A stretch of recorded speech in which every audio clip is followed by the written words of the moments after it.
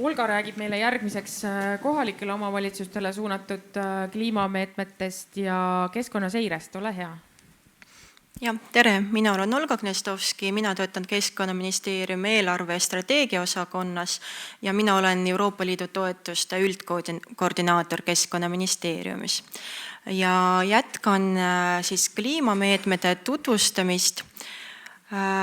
Ja meil on plaanis tegevuste plokk, mis on suunatud kohalikele omavalitsustele ja mille eesmärgiks on kohalike omavalitsuste kliimavõimekuse suurendamine ja ka teadlikkuse suurendamine. Ja selle ploki raames on meil mitu tegevust planeeritud. Esiteks planeerime avatud taotlusvooru kliima- ja energiakavade koostamiseks ja samuti nende kavade alusel tegevuste elluviimiseks. Just hiljuti suvel lõppes Euroopa majanduspiirkonna vahenditest rahastatav voor, et see oleks siis jätkuvoor EMPI meetmele. Ja hetkel me tegeleme sellega, et me soovime analüüsida EMPI vooru tulemusi ja selle analüüsi põhjal siis täiendame toetuse andmise tingimusi ja siis järgmise aasta esimeses pooles läheb lahti struktuurivahenditest rahastatav voor.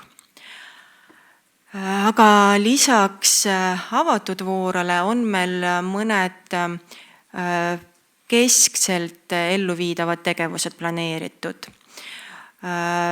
Nende tegevustega me soovime suurendada kliimaalast teadlikkust nii elanikkonna hulgas üldiselt kui ka kohalike omavalitsuste töötajate, nagu näiteks planeerijate või arhitektide seas. Ja selleks on meil planeeritud koolitused, teabepäevad, teabekampaaniad ja haridusprogrammid. Ja nende tegevustega samuti alustame järgmisel aastal. Nendele tegevustele on kokku planeeritud 8,2 miljonit eurot Euroopa Liidu poolt. Avatud voorule planeerime sellest siis rahast 5,6 miljonit eurot ja 15% tuleb kohalikel omavalitsustel endal juurde panna. Nii, hästi lühidalt räägin tegevustest, mida viib riik ise ellu Keskkonnaagentuuri kaudu ja mille raames me tegeleme meteoroloogilise, hüdroloogilise ja keskkonnaseire infosüsteemide arendamisega.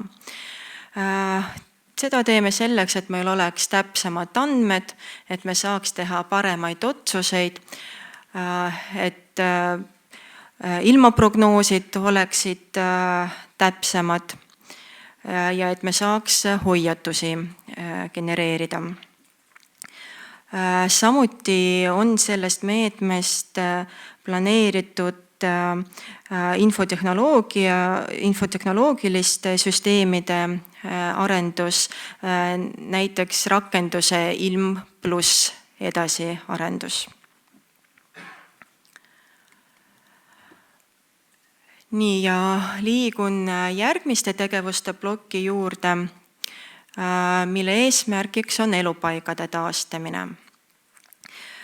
See on hästi tõhus ja odav viis kliimamuutuste mõjude leevendamiseks. Näiteks 1 hektari soo taastamine neelab aastas umbes 800 kilogrammi süsinikku. Samuti soode taastamine aitab säilitada puhtaveevarusid, vähendab tuleohtu ja samuti väheneb üleujutuste mõju.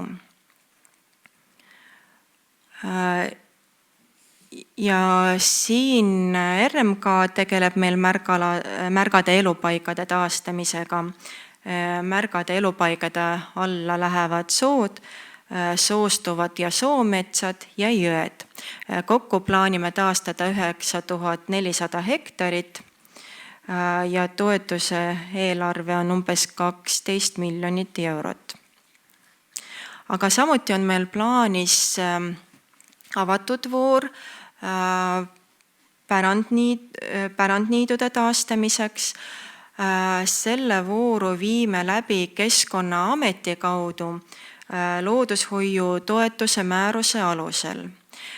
Võrreldes lõppeva perioodiga see uus süsteem on taotlejale lihtsam, sest kõik pärandniidude toetusi saab taotleda ühest asutusest ja ühtsete tingimuste alusel. Taotlejateks võivad olla eraisikud ja juriidilised isikud ja taotleja peab olema kas maaomanik, aga samuti see võib olla ka isik, kellel on maa kasutamise õigus. Kokku on sellele meetmele ette nähtud 5 miljonit eurot, millest 85% tuleb Euroopa Liidust ja 15% paneb riik ise juurde. Et antud meetme puhul taotleja enda panus on 0. Samuti planeerime tegeleda linnade elurikkuse suurendamisega. Selle meetme raames tuleb meil avatud voor, mille raames toetame linnade rohestamiskavade koostamist ja nende kavade alusel tegevuste elluviimist. Sihtrühmaks on linnad kui asustusüksused, kus on rohkem kui 10 000 elanikku. Ja hetkel me ootame juhendmaterjali Euroopa Komisjoni poolt. See juhendmaterjal olekski siis rohestamiskavade koostamise kohta. Kahjuks selle juhendmaterjali valmimine on viibinud, aga niipea kui see valmib, alustame oma toetuse andmise tingimuste väljatöötamistega. Aga praeguste plaanide kohaselt selle meetme voor avaneb eeldatavasti järgmise aasta sügisel, et mitte varem. Siin on kokkuvõtlik info avatud voorude kohta ja siin on kontaktisikud välja toodud, kelle poole võib küsimustega pöörduda ja ettepanekuid esitada. Aitäh! Aitäh Olgale! Kas on küsimusi? Jaa, Marinal on küsimus. Aitäh! Evia poolt küsimus, et olete arendanud meedet, kliimateadlikkuse meedet KOV-idele. Rohepöörde teostamiseks ei piisa, kui omavalitsused on roheteadlikud või siis kliimateadlikud. Väga oluline, et seda oleksid ka ettevõtjad. Kas kuskil, kas Keskkonnaministeeriumi või teiste ministeeriumide menüüs on ka meede ettevõtjate kliima- ja roheteadlikkuse tõstmiseks ja konkreetsemalt ettepanek, et oleks kindlasti selline meede olemas ja et see oleks ka kättesaadav ettevõtjate organisatsioonidele, sest erinevate ettevõtjate organisatsioonide nii-öelda spetsiifikast tulenevalt oleks kasulik, kui need teevad oma suunaga disainitud koolitused, sest et me rohepööret kunagi ära ei tee, kui sellega ei ole kaasatud nii kogu ettevõtlussektor kui ka tegelikult kogu ühiskond. Aitäh küsimuse eest.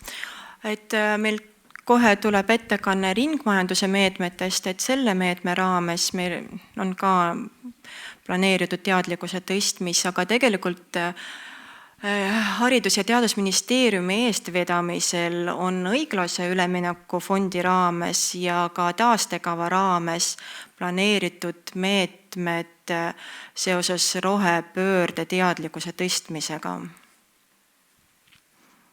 Et ma ei tea, kui siin Haridus- ja Teadusministeeriumi esindajad on, võib-olla saavad täpsemalt kommenteerida, aga võib-olla nad oma ettekandes siis nimetavad seda teemat ka, räägivad sellest mõne lausega. Teeme nii. Nii, aitäh sulle, Olga.